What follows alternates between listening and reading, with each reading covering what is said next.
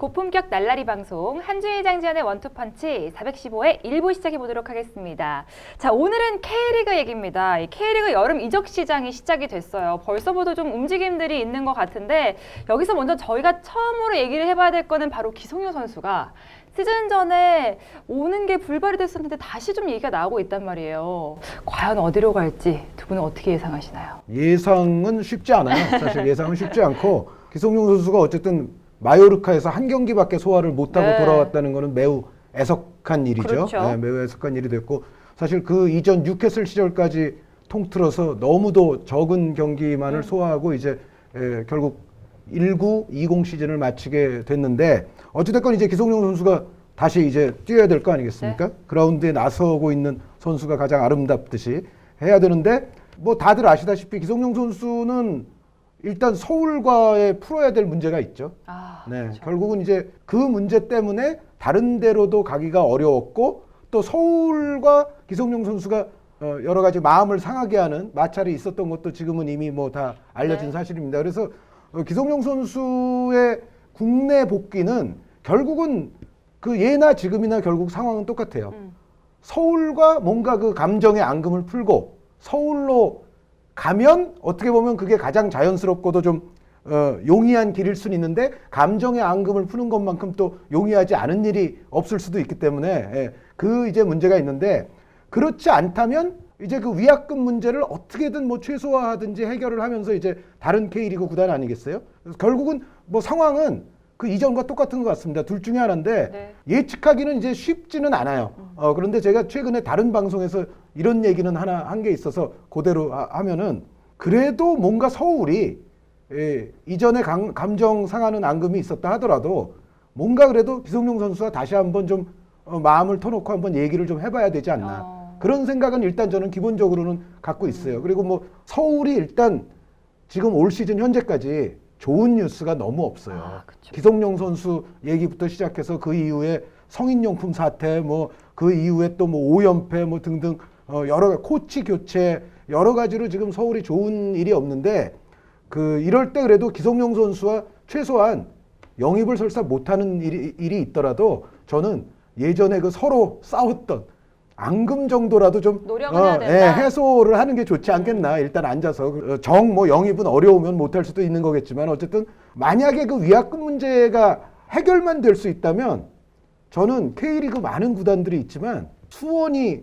오랜만에 좀 돈 좀 써서 기성용 선수 한번 노려봤으면 이건 그냥 저의 바람이에요. 수원도 좀 많이 위태위태하니까. 이거는 100% 저의 바람이고 뭐 제가 루머를 들은 것도 아니고 이거는 그냥 제가 상상의 소설을 쓰는 건데 K리그가 지금 이 상황에서 좀 더 잘 되는 길의 하나는 저는 기성용 선수가 친정팀인 서울로 가거나 완전히 그 감정의 골을 해소를 하고 수원이 한번 노려보면 저는 K리그에는 도움이 되겠다. 근데 이건 저는 순전히 이거는 제 뇌피 시절 상상 속의 소설이기 때문에 그냥 저의 바람이에요. 제가 울산이나 전북이나 이런 팀이 기성용 선수까지 데려가면 제가 보기에는 그건 또 너무 또 이 기울어진 운동장을 더 급격하게 만드는 거기 때문에 만약에 그런 상황이 온다면 수원이 한번 도전해보면 어떨까. 네, 저의 그냥 흥미로운 소망 중에 하나예요. 한 의원님이 뭐 말씀을 다 해주셨기 때문에 제가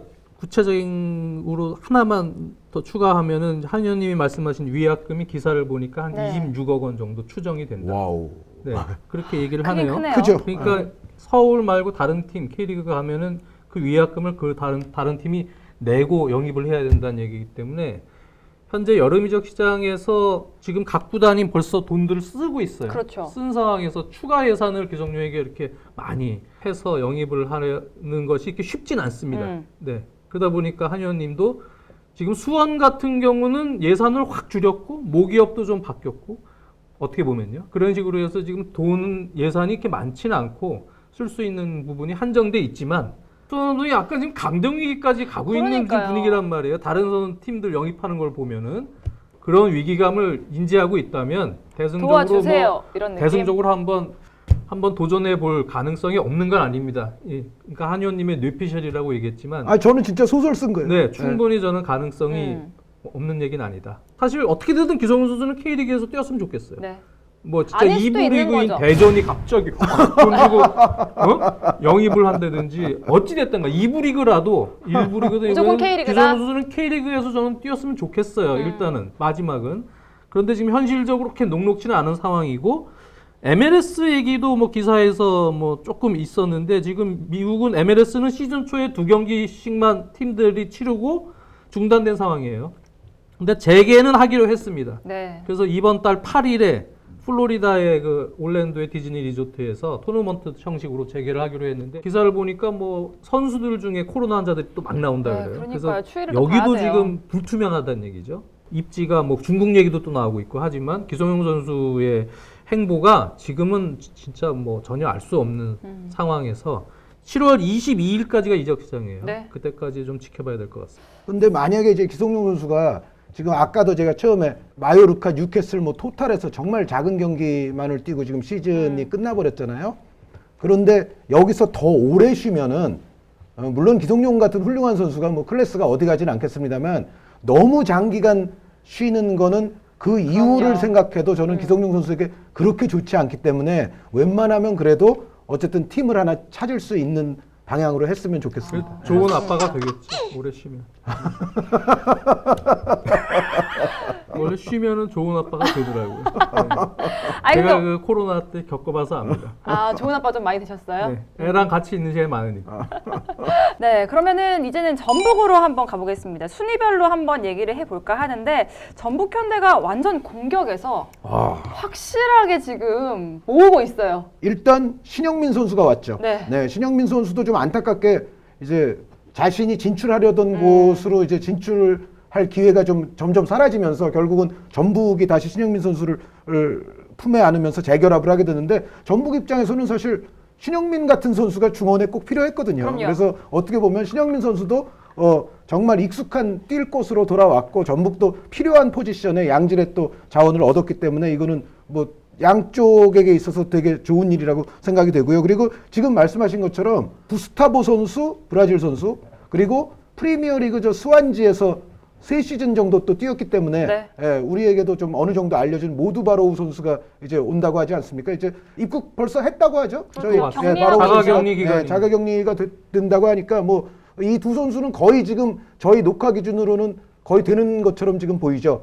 그렇게 되면 제 생각에는 이제 울산이 서서히 약간 쫄리기 시작하는. 안 그래도 지금 이번 라운드 졌는데. 왜냐하면 일단 제가 올 시즌 처음부터 뭐 여러 방송을 통해서 얘기했지만은 올 시즌은 시작 때부터 액면가 멤버를 보면 울산이 전북보다 앞선다. 그렇죠. 네, 확연히 울산이 더 앞서는 멤버를 가지고 시즌을 출발하는 거는 정말 이제 오랜만의 일이고 전북이 자기들보다 뭔가 멤버가 더 화려해 보이는 팀이 존재하는 상황에서 시즌을 시작하는 것도 거의 뭐 진짜 간만에 지금 벌어지는 그렇죠. 일이었는데 그런데 갑자기 갑자기 신영민 돌아오고 모두바로우의 구스타보면 이제는 액면가로서 이제 전북이 할 만한 상황이 됐는데 특히 이제 로페즈 선수, 문선민 선수가 사라지면서 로페즈의 어떤 저돌성, 해결사적 능력, 여기에 문선민의 스피디한 뒷공간 돌파, 스피드? 이런 것들이 사라졌는데 모두바로우 선수 아마 전북 팬분들도 요즘 영상 많이 찾아보셨을 거예요. 이제 온다고 하니까. 그런데 얼마 전까지도 데니슬리 스포르에서 네. 터키 팀에서 또 주전으로 많은 출전을 했기 때문에 이제 영상이 많이 돌아다니는데 영상을 보니까 예전에 스피드나 기량이 어느 정도 살아 있어요 그대로. 그래서 이 선수가 아직 뭐 연령도 충분히 지금 잘 뛸 수 있는 연령이기 때문에 이 모두바로우 선수가 와서 적응을 좀 잘해준다 그러면 바로 그 로페즈와 문선민이 남기고 간 허전함, 저돌성, 속도 이런 부분이 아마 모두바로우 선수에게서 이제 해결이 될 가능성이 있다. 여기에 이제 구스타보 선수는 역시 스펙이 아주 좋습니다.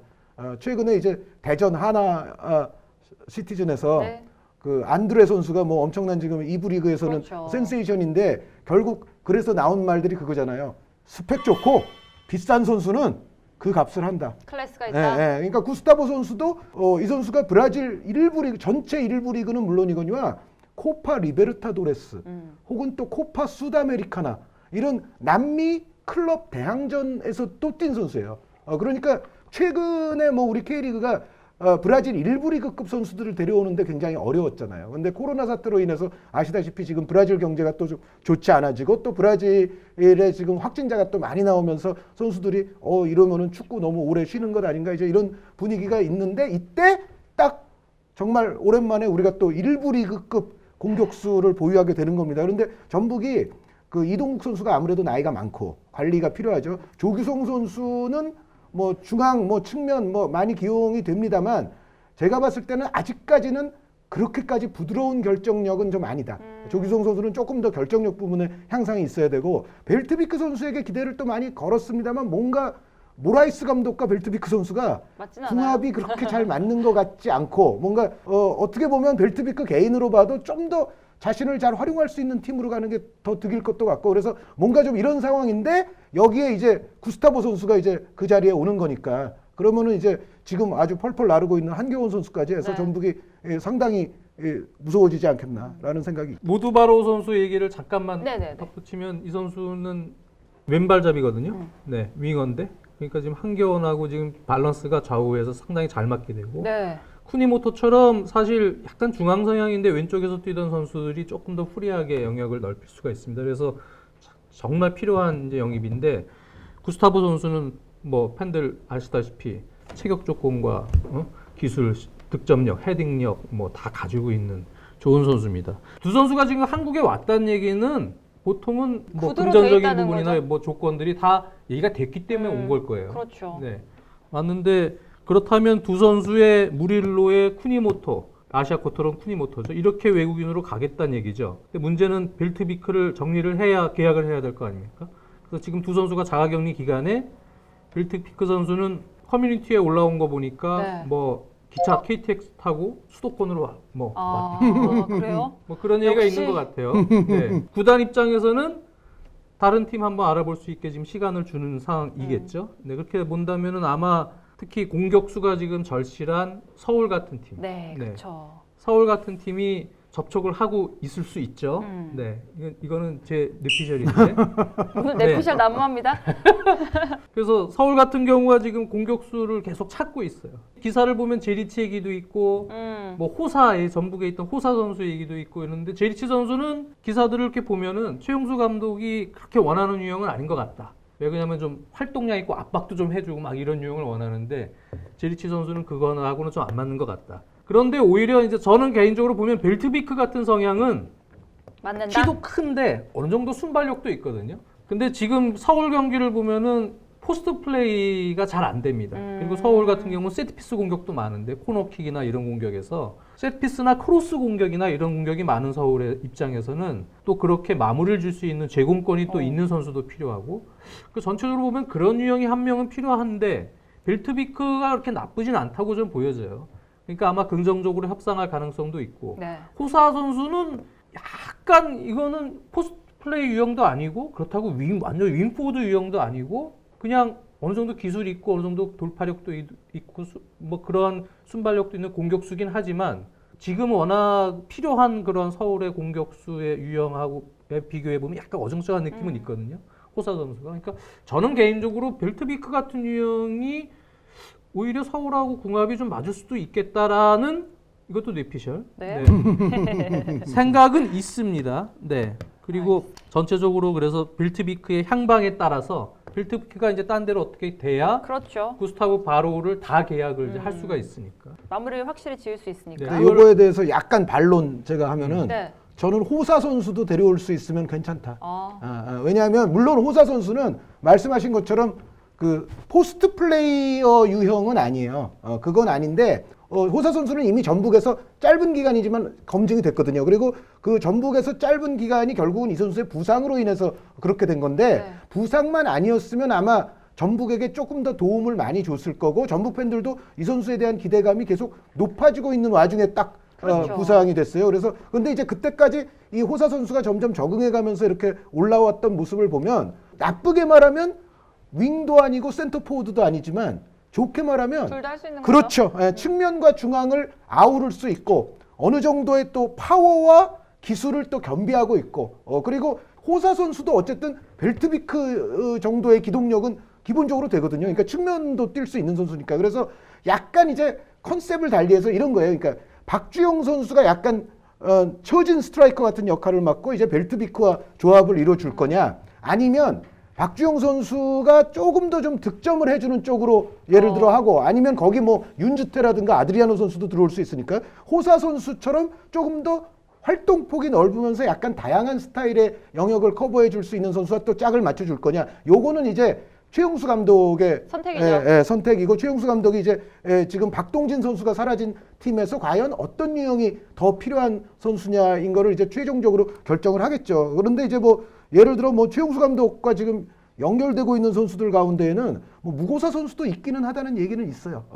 그런 소리가 들리긴 하는데, 근데 또 무고사 선수는 인천 팬들 입장에서는 아무리 지금까지 올 시즌 무고사가 예년에 비해서 골이 적다 하더라도 무고사는 정말 인천에서 지금 가장 보낼 수 없어. 축구를 잘하는 선수 보낼 수 없죠. 한 명 꼽아라 그러면은 무고사 선수 아니에요. 그러니까 이거는 인천 입장에서는 있을 수 없는 얘기고, 말도 안 돼. 절대 안 어쨌든 돼, 막 이런 서울은 지금까지는 가장 강력히 연결되는 선수가 호사 선수, 그리고 분명히 벨트비크와도 얘기는 하고 있을 거라는 생각은 저도 들어요. 근데 다만 이제 벨트비크 같은 경우는 부산 팬들도 상당히 좀 좋아하는 것 같더라고요. 부산 팬들도 지금 빈치신코를 확실하게 지금 못 믿는 상황이니까 벨트비크가 그래도 빈치신코보다 종합적으로 봤을 때 나은 모습 아닐까라는 그런 생각을 부산 팬들도 좀 하고 있는 것 같다. 제가 봤을 들어보니까 때. 벨트웨이크가 굉장히 인기가 많을 것 같네요. 이번 이게 시장에. 전체적으로 이제 벨트비크가 사실 자기의 능력을 다 보여줄 기회가 많지 않았거든요. 맞아요. 네, 근데 그런 거에 비해서 잠깐 그래도 보여주는 부분에 있어서는 희망적인 부분이 있었죠? 희망적인 부분들이 그래도 많이 보이니까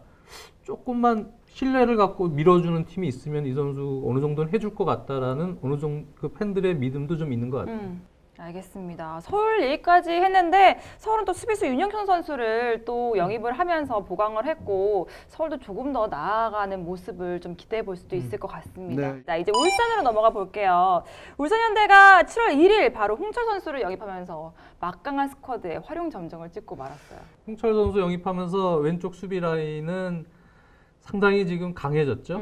네, 기존에 있는 데이비슨이 있고 아시아 쿼터로, 네, 박주호 선수도 뛸 수 있는 위치고, 네. 거기에 또 22세 이하 쿼터로 들어올 수 있는 설영우 선수가 있는데 홍철이 지금 가세했다는 얘기예요.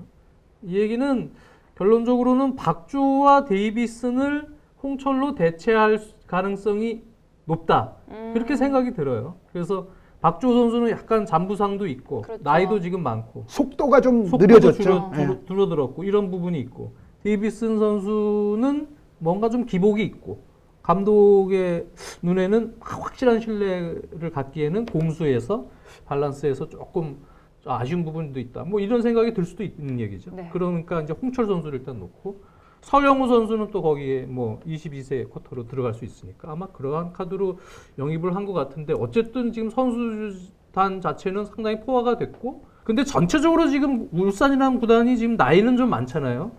젊은 선수도 있지만 그런 부분을 22세 이하 규정을 어떻게 잘 활용을 해가지고 로테이션을 시킬지는 또 그런 부분도 지혜롭게 잘 넘겨야 될 부분이라고 생각을 합니다. 울산의 가장 큰 문제 중에 하나가 지금 22세 이하 쿼터 어떻게 해결하느냐, 맞아요. 그 문제일 것 같아요. 그러니까 이상원 선수를 기용하던 걸 최근에는 설영우 선수를 많이 기용을 했었는데, 그럴 때 22세 쿼터는 저는 울산은 약간 문제가 될 수는 있다. 그러니까 박주호 선수는 물론 수비형 미드필더 쪽으로 가면 되기 때문에 기본적으로 박주호 선수는 뭐 갈 곳이 없는 게 아닙니다. 그런데 데이비슨 선수 같은 경우는 제 생각에는 볼 소유권 유지에서 약간 불안정성이 있어요. 그러니까 네. 이 선수가 약간 마음이 앞서고 또 뭐 국가대표 경력이라든가 여러 가지 실전 경험 같은 건 좋은데, 그럼에도 불구하고 약간 좀 조금 급한 스타일 아닌가. 그러면서 볼 소유권을 조금 허무하게 잃어버리고 뭐 이래서 또 상대한테 역습 맞고 이제 이런 장면들도 좀 있기 때문에 이제 데이비슨의 그런 좀 불안정성, 이런 걸 보고 홍철 선수를 데려오기는 하는 것 같은데, 문제는 전 22세 이하를 과연 어떻게 해결할 건지. 요거는 아마 김동훈 감독의 숙제다. 뭔가 지금 계획이 없는 건 아니겠죠. 없는 건 아닐 텐데, 요 22세를 전력에 마이너스를 안 주면서 부드럽게 해결할 수 있는 것이 이제 울산의 지금 과제 아니냐라는 생각입니다. 알겠습니다. 울산을 얘기해 봤고 이제 대구로 가겠습니다. 대구는 좀 소식이 어때요? 대구는 일본 콘살도르 삿포로에서 구성윤 선수를 네. 좋아요. 영입했어요. 사실 그동안 조현우 키퍼의 공백을 최영우 키퍼가 메워주긴 했는데 아무래도 조금 좀 경험적인 측면이나 너무 조현우 선수가 잘했기 때문에. 그런 부분에서 조금 안정감이 필요하다고 생각했던 것 같아요. 그래서 대구는 지금 구성윤 키퍼를 잘 데려왔죠. 그래서 이제는 경쟁치기가 됐는데 일단은 아마 구성윤 키퍼를 조금 넘버원으로 쓰겠죠. 근데 구성윤 선수 첫 경기를 보니까 잘하더라고요. 굉장히 존재감이 아주 그렇죠. 무게가 좋아졌어요. 대구 골문이. 네. 그래서 일단 골문이 한의원님 표현대로 든든해졌다. 그렇게 보시면 될 것 같습니다. 여기에 대구가 박한빈 선수를 되돌려온 게 또 있어요. 그런데 이것도 제 생각에는 상당히 쏠쏠한 전력 증강이 될 수가 있다. 그러니까 박한빈 선수가 원래 이제 대구 선수였다가 슬로반 리베르치에 진출을 했는데 이제 다시 이제 복귀가 됐거든요. 그런데 박한빈 선수가 사실 그 상당히 다재다능한 미드필더로서 대구 팬들도 예전에 기대를 많이 했던 선수입니다. 이 선수가 중앙 미드필더로서 뭐 공격적인 롤, 수비적인 롤, 그리고 신갈고등학교 주장일 때 또 생각하면 득점력도 겸비한 선수예요. 그래서 네네. 박한빈 선수의 추가도 저는 대구 입장에서는 지금 좋은 일이다. 그래서 대구는 구성윤, 박한빈이면 일단 지금까지 나온 걸로는 꽤 쏠쏠하다.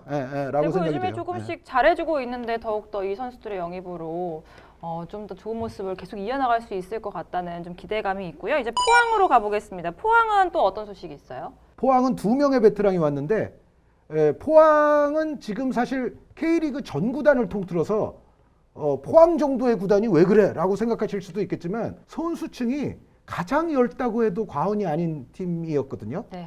그 상당한 선수층의 핸디캡을 안고 지금 뛰고 있고 심지어는 거기 이제 투 에이스 중에 하나인 팔로세비치 선수가 또 최근엔 부상이잖아요. 그렇죠. 그래서 그런 부분에까지 지금 핸디캡이 발생하고 있는데 여기서 포항은 정말로 그래도 필요한 포지션에 2명의 베테랑을 추가를 하면서 그 선수층의 핸디캡을 조금 극복해 보려는 노력을 했는데 한 명은 오범석 선수 네. 그리고 또 한 명은 남준재 선수.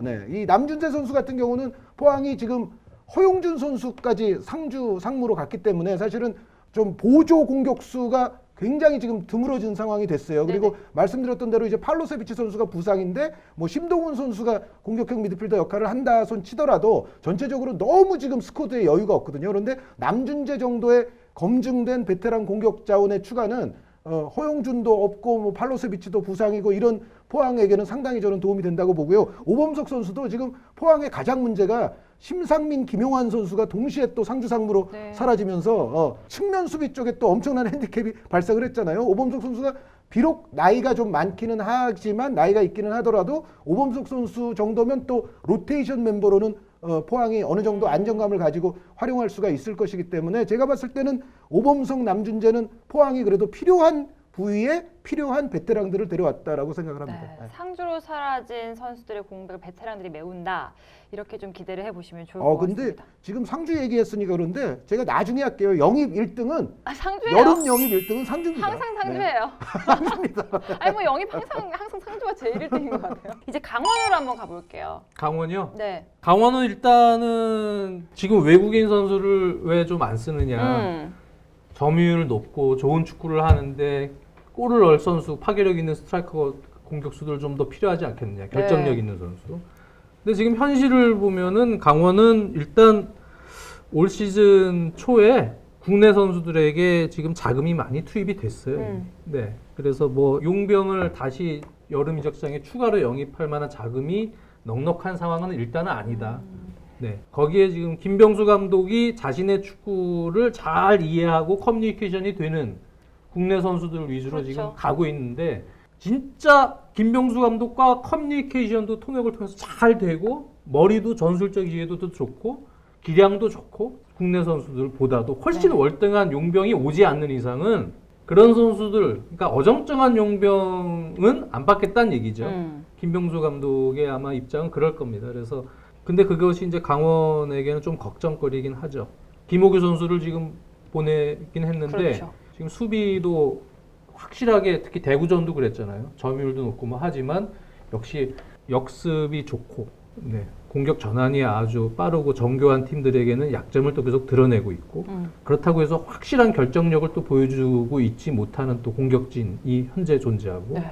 이런 부분들이 계속 걱정거리긴 합니다. 좋은 축구는 계속 하고 있지만 그런데 이제 다만 김수범 강원이 선수 영입은 영입이 네. 없었던 건 아니에요. 제가 이제 그 말씀을 국내 드리는데 선수요? 그 호주의 퍼스트 글로리에 진출했었던 김수범 선수가 오는데 김수범 선수는 제주 팬분들이 아주 잘 아실 거예요. 제주에서 상당히 쏠쏠하다라는 팬들의 평가가 예전부터 있었던 선수고 또 왼쪽 오른쪽 풀백 좌우 풀백 윙백, 수비를 풀백 다 모두 볼 수 있는 선수고요. 그리고 장원이 왜 이 영입을 했냐면 좀 전에 포항으로 갔다고 제가 말씀드린 오범석 선수 네네네. 여기에 상주에 또 퀄리티 영입이 하나 더 있었죠. 강지훈 선수가 윙백도 소화하고 윙어도 소화하고 이제 김병수 감독의 또 병수보라에서 상당히 다양한 역할을 해주던 선수인데 강지훈 선수가 또 빠져나갔어요. 그래서 오범석 강지훈이 다 빠졌기 때문에 측면에서 좀 멀티가 가능한 선수가 한 명은 필요했어요. 그게 이제 퍼스글로리에서 김수범 선수를 데려오면서 강원이 영입을 하나 했는데 요거는 제가 봤을 때는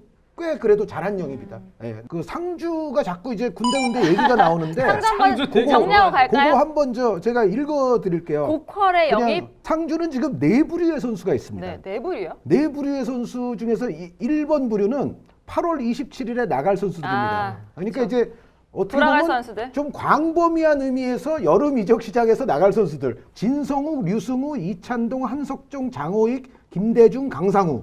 포항 팬들은 강상우 선수 기다리고 있어요 지금. 근데 어쨌든 8월 27일에 그만두는 1군이 있고 두 번째 부류는 11월 22일에 그만두는 선수들이 있습니다. 황병근, 송승민, 김선우, 김진혁, 김민혁, 박세진, 배재우. 근데 이러면 상주가 망할 거냐? 그게 그렇지 아니에요. 않죠. 내년 6월 24일에 그만두는 선수들이 있습니다. 이창근, 최철원, 문선민, 권경원, 전세진, 오세훈, 고명석, 이근호, 박병현, 이명재, 이상기, 이동수, 문창진, 안태현, 김보섭, 박용우. 요 선수들이 내년 6월입니다. 아, 시간 선수들은 빠르다. 이제 김천에서 전역하는 거예요. 김천. 아 그렇죠. 상주는 아니게 되겠죠. 내년에 김천으로 간대요. 그리고 요번에 들어온 선수들. 요번에 이제 12명이 들어왔거든요. 박지민 골키퍼를 비롯해서 오현규, 허용준, 심상민, 김용환, 박동진, 정원진, 강지훈, 이정빈, 정재희, 우주성, 김동민. 네. 오 멤버 되게 좋고. 무슨 주임원사님 같아요. 아니 근데 이 선수들이 이미 저기 FA컵에서 이번에 들어온 선수들을 FA컵에서 상주가 활용을 했어요. 그래서 또 경기도 이겼어요. 그런데 그 예전하고는 조금 이제 상주가 패턴이 변할 거예요. 그러니까 이번에 코로나 사태 때문에 오래도록 쉬면서 사실은 이른바 신병들도 올 시즌은 초반부터 지금 썼지 않습니까? 그렇죠. 그러니까 박용우라든가 권경원, 문선민, 문창진 이런 선수들 등용이 예년에 비해서는 오히려 빨라졌죠. 여기에 지금 FA컵에서 박동진 선수를 비롯한 이번에 또 추가된 선수들을 또 썼다는 거는 이제 이 선수들도 뛸 날이 본격적으로 이제 가동시킬 날이 이제 얼마 안 남았어요. 그래서 지금 페이스면은 3등 강등이 꿈은 아니다. 예전에는 상주가 주력들이 이렇게 한 번에 확 나가고 그러면은 한 번 휘청하고 이제 이게 있었는데 이번에는 코로나 사태 때문에 좀 늦게 시작한 것도 있고 중간에 또 받은 것도 있고 해서 휘청이 거의 없지 않을까 싶은. 그런데 전력 누수할 새가 없죠. 그렇죠. 이거는 근데 다른 팀들 뭐 상위 그룹 A 노리는 다른 팀들 입장에서는 정말 눈엣 가시 같은 세력이 상주일 겁니다. 맞습니다. 자, 지금 또 보니까 나머지 구단들을 좀 살펴봤는데 수원은 좀 들어오는 사람은 없고 나간 사람이 좀 있는 것 같고 부산은 좀 김승준 선수를 영입해서 경남에서 굉장히 잘했기 때문에 김승준 선수한테 좀 뭔가 기대를 거는 것 같아요. 어떻게 보세요? 수원 한현님 저보고 수원 얘기하는데 저는 할 얘기가 없고요. 네. 좀 할 얘기가 없대. 좀 해보세요 좀. 좀 어떻게 좀 지금 이러다 강등당하겠습니다. 네, 좀 어떻게 좀 해봐야 되지 않겠어요? 네, 수원은 그렇고요. 네, 수원 그걸로 끝이에요? 뭐 또 예. 근데 아까 그 전에도 수원 얘기는 했어요. 어쨌든 모기업의 했어요. 모기업이 네, 좀 해달라라는 얘기를 하셨고 부산은 지금 한지호 선수를 김승준하고 맞임대했어요. 네. 네, 그래서 경남에 김승준을 영입을 해서 이거는 이제 두 팀 이해관계가 맞아 떨어진 상황입니다. 경남은 윙어가 필요했고 네. 한지호 같은. 부산은 조금 득점력을 더 올릴 수 있는 카드가 필요했고 그래서 지금 김승준이 부산으로 임대가 돼서 맞임대돼서 왔습니다. 그래서 기존에 있는 이정엽이나 뭐 이런 선수들의 짐을 조금 덜어주면서 득점을 조금 다양하게 분산시킬 필요가 있다. 그리고 성남은 나상호 선수를 FC 도쿄에서 임대로 데려왔어요. 네. 그래서 기존에 지금 최병찬, 뭐 유인수 이런 선수들 윙포드로 쓰긴 했는데 나상호 선수 영입되면서 측면에서 조금 나상호 선수는 활동 영역이 넓고 움직임이 좋기 때문에 이거는 아주 큰 도움이 될 것 같아요. 네. 성남 공격이. 그래서 나상호 선수 영입은 굉장히 영리했다는 생각이 들어요. 그러니까 성남이 득점력의 저조함 때문에 처음에 좋았던 승점을 지금 계속 까먹고 맞아요. 있지 않았습니까? 그런데 나상호 선수의 어떤 재간은 성남의 어떤 그런 득점에 있어서의 돌파구가 좀 될 거라는 생각인데 다만 요건 있습니다. 나성호 선수가 다른 선수들보다도 좀 더 오래 쉬었어요. 나성호 선수는 지금 한 6개월 반년 이상을 지금 실전 경험이 없었기 때문에 그런 차원에서는 이제 김남일 감독이 아마 지금 처음부터 확 기용하기는 조금 쉽지 않고 점점 이제 출전 시간을 좀 늘리는 첫 경기에서 교체로 내보내. 예, 그럴 쪽으로 갈 텐데 나성호 선수가 빨리 이제 경기 감각과 몸을 만들어야 되지 않겠나 성남을 위해서는 그런 생각이 들고 인천은 말씀하신 한때의 영웅 플레이메이커 아길라르 선수가 돌아왔죠. 지금 아길라르 선수가 올 시즌에 제주에서도 그다지 2부 리그지만 거기서도 그다지 그렇게 출전 기회가 많지 않았던 상황이고 그리고 약간 보면은 예전에 아주 좋았을 때보다는 약간 몸이 불지 않았나라는 느낌도 좀 있지만 그럼에도 불구하고 인천은 아길라르를 사랑했고 아길라르는 인천에 온 것이 그래도 고향 같을 겁니다. 그러지 네. 않겠어요? 그러니까 자신의 정말 뭐 커리어 하이에 가까운 그런 활약을 아길라르 선수가 인천에서 했었기 때문에 그리고 인천이 이제 무고사 선수를 다른 클럽에 뺏기지만 않는다는 전제라면 아길라르 무고사 라인이 다시 이제 재회가 되는 순간 다른 팀들은 이전보다는 인천의 득점포에 대해서 아무래도 좀 경계감이 더 들 수밖에 없는 상황이 되지 않을까. 그러니까 아길라르가 있으면 지금 무고사 선수도 조금 더 살아날 가능성이 힘을 받겠죠. 제가 있다고 보는 게 그 무고사 선수가 열심히 뛰긴 하는데 어떤 때 보면은 이거 제 뇌피셜이에요. 표정이 와 축구하기 정말 재미없네. 약간 그런 표정이 조금 있어 보이기도 했어요. 왜 지원이 그러냐면 많이 빈약. 맞아요. 너무 빈약해요. 음. 그러니까 그냥 간격은 멀어져서 혼자 있는데 뭐 어떻게 나오기 아래쪽에서 너무 힘들어, 이런 아래쪽에서 느낌이죠. 뭔가를 이렇게 좀 좋은 환경을 만들어주지 못하는 공격 장면들이 많기 때문에 그 아길라르가 오면 그래도 무고사가 약간 조금 더 힘을 내지 않겠나. 지금 그래서 돌아가는 상황을 보니까 인천의 구상은 제 생각에 무고사, 김호남, 아길라르 그리고 다른 윙포드로 용병. 채울 것이다. 지금 용병 얘기하고 뭐 있는 것으로 저는 알고 있어요. 그래서 브라질산이 됐던 기술 있고 파괴력 있는 용병. 파괴력 있는 윙포드 용병만 한 명 추가로 제대로 성공만 되면 인천도 좋아질 것이다. 뭐 지금 이만석 감독 그만두고 일단은 임중용 대행 체제인데 초반에 인천하고 완전히 다른 또 팀이 돼서 업그레이드 될 수도 있다. 네. 아니 근데 만약에 정말로 이렇게 여름 이적 시장에 선수들이 막 움직이고 보강이 되고 한다면 지금 뭔가 좀 강약이 확실히 정해진 것 같아 보이거든요. 하지만 이 여름 이적 시장 이후에는 또 어떻게 달라질지 모릅니다. K리그는 더욱더 재밌어질 가능성이 굉장히 높기 때문에 여러분들 여름 이적 시장을 한번 주목해 보시기를 바라겠습니다. 자, 415회 승부 예측으로 들어가 보도록 하겠습니다. 승부 예측 결과는 뭐 볼 거 없으니까 그냥 지나가도록 하고요. 바로 들어갈게요. 그래도 다 올깡은 없네요. 올깡은 없어요. 한 경기씩을 아니, 맞췄어요. 한 경기씩은 맞았는데 저번이랑 비슷해요. 지난 회차도 저희가 조금 저조했고 이번 회차 저조한데 축구란 게 이런 겁니다. 예측 불가하기 때문에 재밌는 거니까 뭐 415의 승부 예측도 한번 재밌게 해보도록 할게요. 자, 첫 번째 경기입니다. 맨시티 대 리버풀입니다. 이거는 저희 지금 시간이 목요일 밤이에요. 목요일 밤 거의 11시를 향해 가고 있죠. 리버풀 선수들도 우승 확정지었지만 상당히 열심히 뛸 거라고 저는 생각이 들고요. 네, 생각보다는 로테이션을 그렇게 많이 시킬 것 같지도 않은데 저는 개인적으로 뭐, 맨시티 승! 맨시티 승. 네, 이유는 잘 모르겠어요.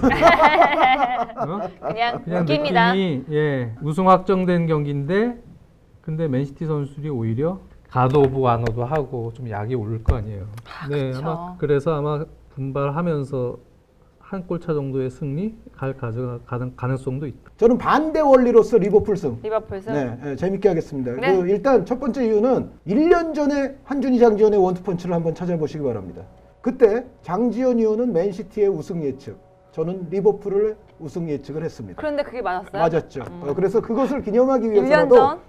이번 승부 예측은 저는 리버풀로 가야 된다. 저의 1년 전에 일관된 딱 1년 전? 그 일관성을 가지고 가기 위해서. 그리고 두 번째는 오히려 리버풀이 우리가 이거 뭐 그냥 우승한 게 아니야. 증명을 한번 해보이겠어. 그거를 위해서는 맨시티를 맞대결해서 여기서 꺾어야 돼요. 우승을 이미 했지만 리버풀이 이 경기를 이기려고 할 거다. 이런 거 안 하려고 했는데 이거는 한번 얘기할게요. 맨시티 원정에 리버풀이 약해요. 원정 마지막 승리가 언제인지 아세요? 5년 전이에요. 저는 기록을 믿습니다. 맨시티. 자, 두 번째 경기입니다. 이건 K리그예요. 수원 삼성 대 FC 서울입니다. 9위와 10위의 싸움, 슬픈 싸움이에요. 승점은 한 점 차기 때문에 이번 경기에서 또 순위가 바뀔 수 있거든요. 9위에게 걸겠습니다. 9위 서울 서울. 승. 네. 수원에게는 좀 굉장히 미안하긴 한데 네. 아무리 생각해도 그 염기훈 선수 빠지잖아요. 이 경기에서. 염기훈 선수 빠지는 게 작지 않을 것 같아요. 그러니까 이 경기는 두 팀이 제가 이것도 최근에 다른 방송에서 한 건데 이거는 슈퍼매치 아니다. 영어를 쓰자면 데스매치다. 이거 죽음의 경기다. 이거는 정말 내상이 커지거든요. 이거 패하는 쪽은 정말 내상이 커질 수가 맞아요. 있어요. 근데 아무리 생각해도 염기훈 선수 빠지는 건 작지가 않아서 비슷한 정신력으로 덤벼든다면 뭔가 액면가 멤버는 그래도 원정이긴 하지만 서울이 좀 나아 보이거든요. 여기서 멤버가 약간이라도 나아 보이는 서울 쪽에 저는 그냥 알겠습니다. 고지고대로. 한 의원님은 서울.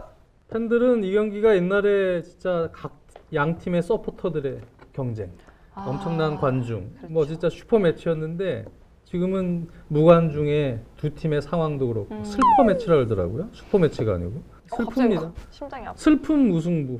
슬픈 무승부. 그러면 저는 수원할게요. 이번에는 했어요. 다음 매치 보겠습니다. 나폴리 대 로마. 저부터 하면은 요거는 근데 이 팀들은 세리에는 지금 또 경기를 하나 더 치르고 이제 그렇죠.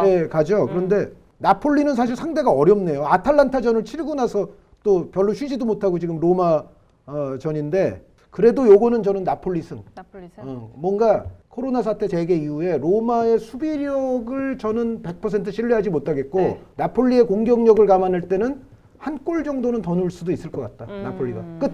물론 지금 재개 이후에 나폴리가 더 잘하고는 있는데 그쵸. 더 나폴리가 조금 더 잘하고 있잖아요. 승리 있고. 무승부 무승부? 이것도 너무 어렵다 이건. 왜 꼭? 위원님 오늘 되게 비장하세요. 예? 뭔가 비장하세요. 아니, 게 아니라 비장한 게 아니고 그냥 자신이 없는 표정이야. 자신이 없고 머리가 아파. 제가 지금 그냥 이 팀에 대해서 아무것도 모르는 추갈못이었으면 좋겠어. 그냥 찍게. 위원님이 AS 로마하고 제가 무승부하면 안 돼요? 양보해 주세요. 그렇게, 야, 이건- 그렇게 하자 그래. 무슨 승부 딜. 조작이 아니라 승부 예측 조작까지 이거 담합이 있어요. 아니 여기서? 저는 AS 로마는 아닐 것 같고 무승부 하고 싶은데 똑같은 거 하고 싶진 않아요. 그래서 바꾸자 그러면은. 네, 바꿔요. 그러면 위원님이 장 위원님이 AS 로마, 여기서 저 결정. 무승부. 그래 마음대로 해.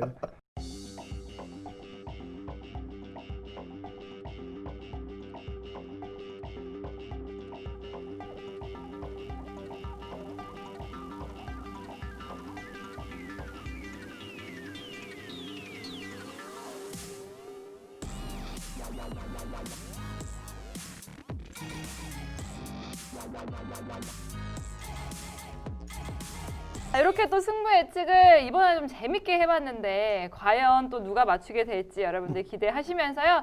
저희는 또 월요일 날 즐거운 내용으로 찾아뵙도록 하겠습니다.